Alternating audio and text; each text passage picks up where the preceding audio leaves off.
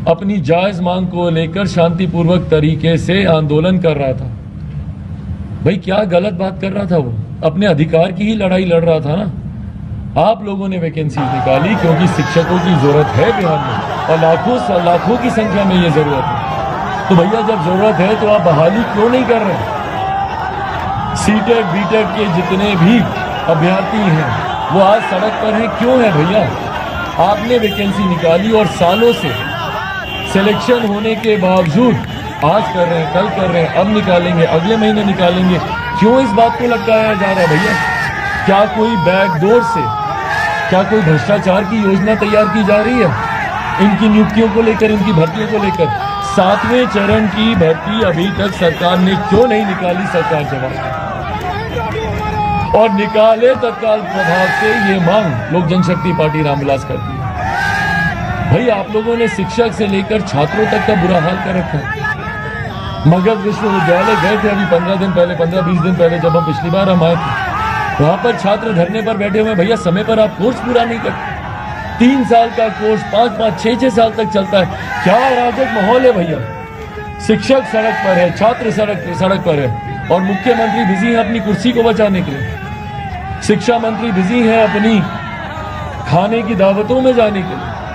इन लोगों के पास फुर्सत नहीं है बैठ के कि भैया जो प्रदेश के जो ज्वलंत विषय हैं उसको सुलझा लिया जाए, और उसके ऊपर आग में घी डालने का काम करते हैं इनके ऐसे भ्रष्ट अधिकारी। एडीएम पटना किस बर्बरता से तिरंगे पर और अनिसुर रहमान के ऊपर लाठियां चलाई इनके अधिकारी ने। भाई वो तिरंगा दिखा रहा था, ये वही तिरंगा है जिसको दिखाकर यूक्रेन में रह रहे भारतीय छात्र ने सीमाएं पार की थी। और सिर्फ भारतीय छात्रों ने ही नहीं, दूसरे देशों के भी छात्रों ने तिरंगा दिखाकर एक सुरक्षा का भाव तिरंगे ने दिया। और वहीं जब तिरंगा बिहार में दिखाया जाता है तो उन पर लाठियां चलती। क्यों इतनी नफरत है मुख्यमंत्री नीतीश कुमार जी को तिरंगे से? और क्यों तिरंगे के अपमान पर मुख्यमंत्री नीतीश कुमार खामोश है? 24 घंटे के भीतर जिस अधिकारी को बर्खास्त किया जाना था क्यों नहीं किया गया? और न सिर्फ बर्खास्त बल्कि राष्ट्रद्रोह का मुकदमा उस अधिकारी पर चलना चाहिए जिस तरीके से तिरंगे का अपमान किया गया। और न सिर्फ राष्ट्रद्रोह का बल्कि अटेम्प्ट टू मर्डर का भी। भाई मैं गया था अनिसुर से मिलने भागलपुर में, दरभंगा में गया था अनिसुर से मिलने। भाई किस हालात में, 1-2 लाठी आप और मारते उसका सर फूट जाता, मर जाता वो लड़का। कौन जिम्मेदार होता इसके लिए? पर कोई सरकार की तरफ से मुंह खोलने को तैयार नहीं। उस एडीएम का संरक्षण कैसे किया जाए? कहते हैं भैया सीसीटीवी फुटेज नहीं मिली अभी। भाई प्रत्यक्ष को प्रमाण की जरूरत है। आप सबके कैमरे ने कैप्चर किया कैसे उसको बालों से घसीटा गया, जाके दे दनादन लाठियां एडीएम के द्वारा उसके ऊपर चलाई गई। और उसके ऊपर ये लोग बोलते हैं कि नहीं अभी हम लोग के पास जांच हो रही है, जांच कमेटी बैठा रहे हैं। संरक्षण देते हैं ये लोग अपराधियों को, और देती है ये सरकार अपराधियों को संरक्षण। जितनी हत्याएं हुई है, टारगेट किलिंग हमारे प्रदेश में होने लग गई है भैया। कहीं चौकीदारों को टारगेट करके मारा जा रहा है, कहीं अनुसूचित जाति जनजाति से आने वाली बच्चियों के साथ दुष्कर्म किया जा रहा है, पत्रकारों को टारगेट करके इस सरकार में मारा जा रहा है, व्यापारी वर्ग को टारगेट करके इस सरकार में मारा जा रहा है, और सरकार खामोश है। एक अपराधी मुझे बता दें किसी घटना में जिसकी गिरफ्तारी हुई हो या जिसके ऊपर सजा हुई, सरकार के पास फुर्सत ही नहीं है इन सब चीज़ों को लेकर। सरकार व्यस्त है भैया।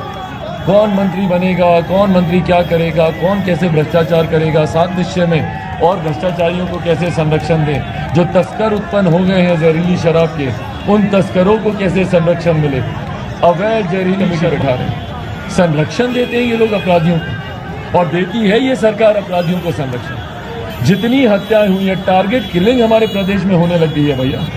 कहीं चौकीदारों को टारगेट करके मारा जा रहा है, कहीं अनुसूचित जाति जनजाति से आने वाली बच्चियों के साथ दुष्कर्म किया जा रहा है, पत्रकारों को टारगेट करके इस सरकार में मारा जा रहा है, व्यापारी वर्ग को टारगेट करके इस सरकार में मारा जा रहा है, और सरकार खामोश है। एक अपराधी मुझे बता दें किसी घटना में जिसकी गिरफ्तारी हुई हो या जिसके ऊपर सजा हुई, सरकार के पास फुर्सत ही नहीं है इन सब चीज़ों को लेकर। सरकार व्यस्त है भैया। कौन मंत्री बनेगा, कौन मंत्री क्या करेगा, कौन कैसे भ्रष्टाचार करेगा, 7 निश्चय में और भ्रष्टाचारियों को कैसे संरक्षण दें। जो तस्कर उत्पन्न हो गए हैं जहरीली शराब के, उन तस्करों को कैसे संरक्षण मिले। अवैध जहरीली शराब